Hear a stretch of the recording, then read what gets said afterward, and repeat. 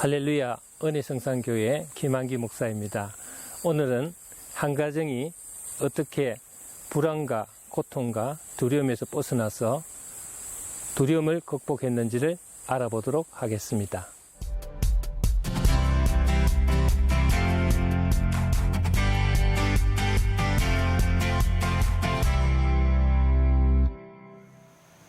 집안에 우환이 끊기지 않고 극심한 고통을 겪는 한 가정주부가 있었습니다.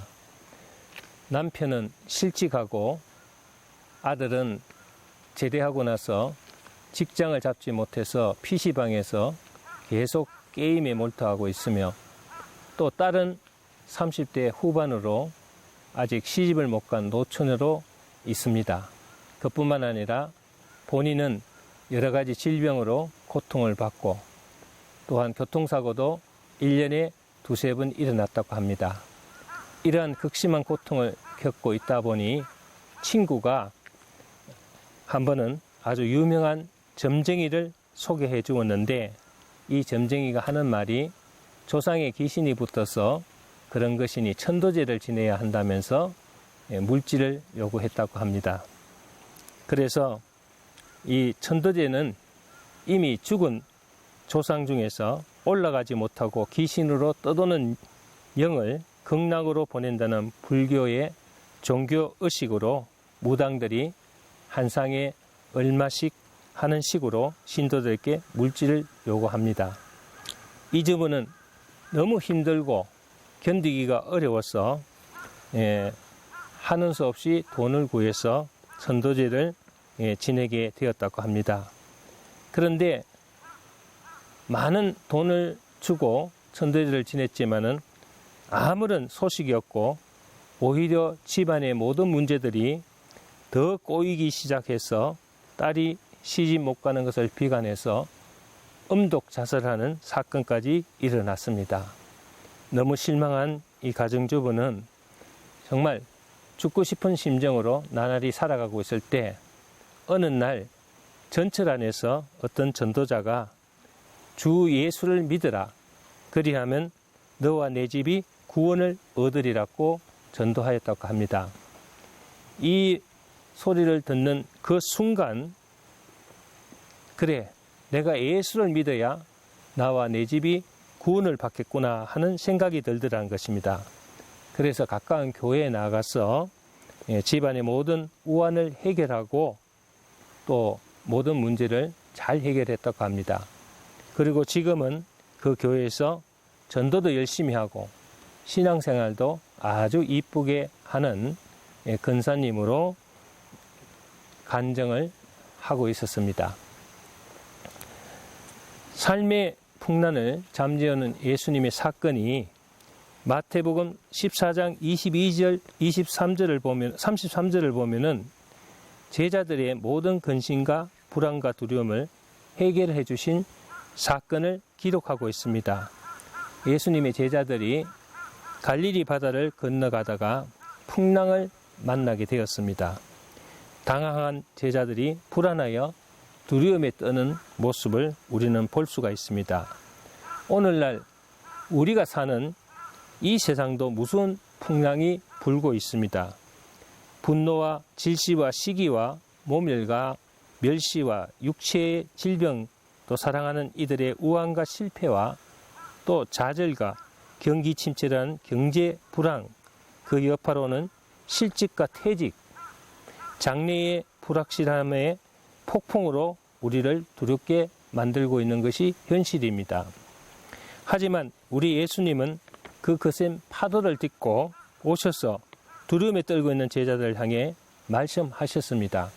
마태복음 14장 27절을 보면은 안심하라, 내니 두려워 말라고 하셨습니다.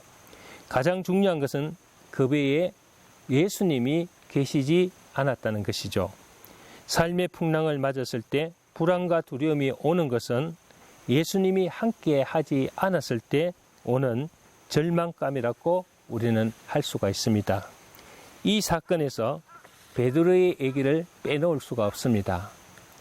풍랑을 맞는 배에 베드로도 타고 있었습니다. 칠흑같이 어두운 밤, 또한 바람은 더 거세지고 물결은 더 심하게 요동치는 그때에 주님이 물 위를 걸어오고 계셨습니다. 그 모습을 본 제자들이 놀라서 유령이라고 소리를 질렀습니다. 그러나 풍랑으로 두려움에 떨고 있던 제자들을 구원하시기 위해서 예수님이 오셨던 것이죠. 이것을 본 베드로가 28절 보면 주여 만일 주시거든 나를 명하사 물 위로 오라 하소서 이렇게 했다고 합니다. 그러자 주님은 오라고 명했습니다. 그러나 문제는 마태복음 14장 30절 말씀입니다. 예수님을 바라보고 물 위를 걷던 베드로가 바람을 보고 무서워 빠져가는지라고 했습니다. 이 말씀의 의미는 우리가 하나님 말씀을 믿고 갈 때는 두려움이 없지만은 환경을 바라볼 때는 두려움이 우리를 엄습할 때가 있다는 것을 알 수가 있습니다. 우리의 문제는 믿음이 없는 것이 문제입니다. 풍랑에 휩쓸렸을 때 물속에 빠지느냐 안 빠지느냐 하는 것은 바람에 일렁이는 물결을 보느냐 아니면 주를 바라볼 것이냐 하는 결정입니다. 환경을 바라보고 사람을 바라보면 두려움에 빠지지만은 주님을 바라보면 모든 것을 극복할 수 있는 믿음의 능력이 나타납니다. 마태복음 14장 31절에서는 베드로를 책망하신 구절입니다.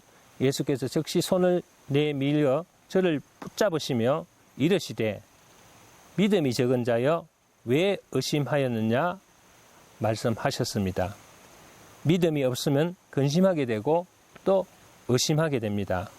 의심하기 시작하면은 바람을 타기 시작합니다. 바람을 타기 시작하면은 얼마 가지 않아서 두려움의 바다에 빠지기가 십상이죠. 모든 일에 믿음이 있어야 해결을 받을 수가 있습니다.